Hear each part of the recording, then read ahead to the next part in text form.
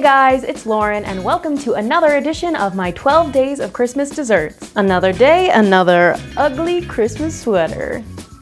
Today I'm going to be showing you how to make crème brûlée. Believe it or not, you can actually make crème brûlée keto. So if you're keto, make sure you stick around because I'm going to show you how to make it both ways. And of course, as long as you're here, make sure to hit that like and subscribe button and turn on notifications. So I'm pretty sure crème brûlée is like my all-time favorite dessert.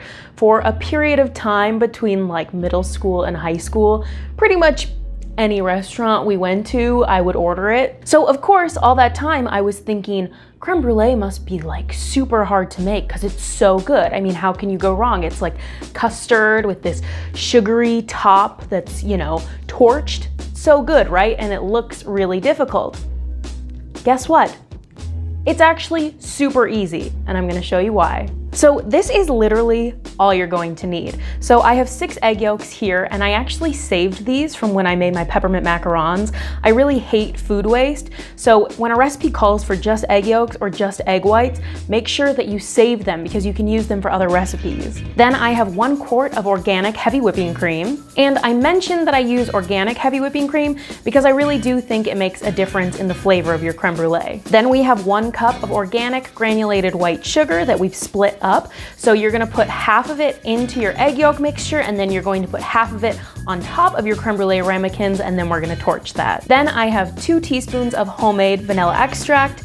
You can use whatever vanilla extract you have around, but if you want to make homemade vanilla extract, it's actually super easy, and I have another video on my page. And finally, you're going to need 1 vanilla bean, and definitely don't leave this out, you guys. This is probably like the secret ingredient because we're actually going to scrape out the insides of the pod and we're going to put the seeds into the crème brûlée. It makes a huge difference. So these are Rodell vanilla beans. I really like pretty much everything that I get from Rodell. I also use their extracts and I really love their unsweetened cocoa powder, but you can also get just like this pack I got on Amazon. So I'll try and put a link to both, but really, whatever vanilla bean you can find, it's gonna work out. And of course, for those of you that want to make this recipe keto, all you have to do is substitute out your white granulated sugar with this Lancato monk fruit sweetener. The great thing about a monk fruit sweetener is that it doesn't have that gross aftertaste like stevia does. And this specific brand also has a 1-to-1 ratio for substituting with regular white sugar. Once you have all of your ingredients, grab your Christmas sweater or your Christmas apron and let's get started. So first, we're just going to take our 1 vanilla bean, we're going to cut it lengthwise, and then we're going to scrape out the seeds from the middle. Then in a medium saucepan over medium-high heat, we're going to pour in our heavy whipping cream, and then we're also going to put in our vanilla bean and the vanilla bean pulp.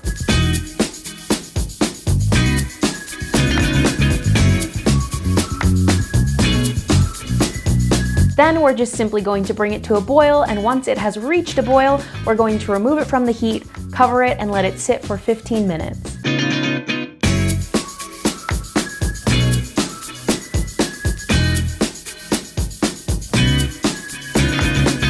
In those 15 minutes while our heavy cream is resting, in a medium bowl, we're going to mix together our 6 egg whites, our ½ cup of sugar, and our 2 teaspoons of vanilla extract.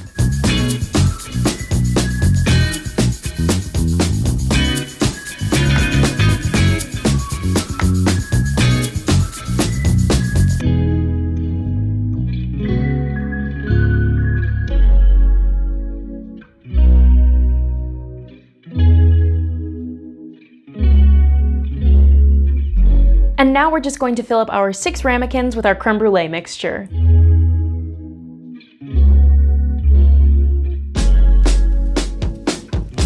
Then we're going to take a 9x13 pan or a roasting pan, and we're going to make a hot water bath for our ramekins.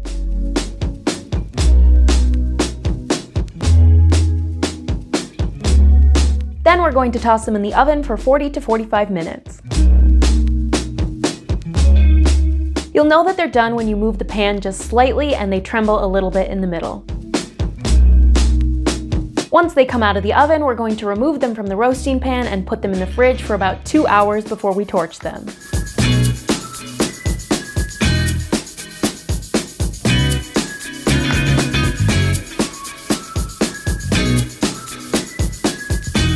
Now that our creme brulee has been in the refrigerator for 2 hours, we're going to take our excess sugar and cover the top of our ramekins.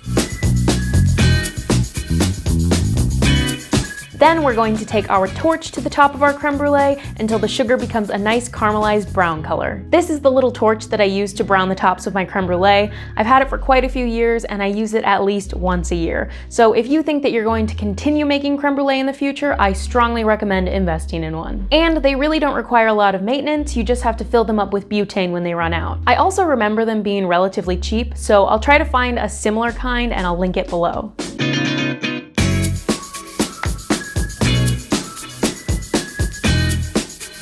And there you have it, guys. Easy, creamy creme brulee. Happy eating! This is my favorite part.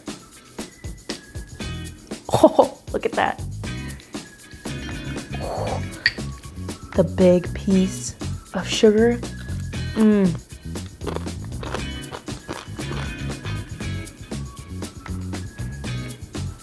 Mmm. So good, you guys. Go make it now.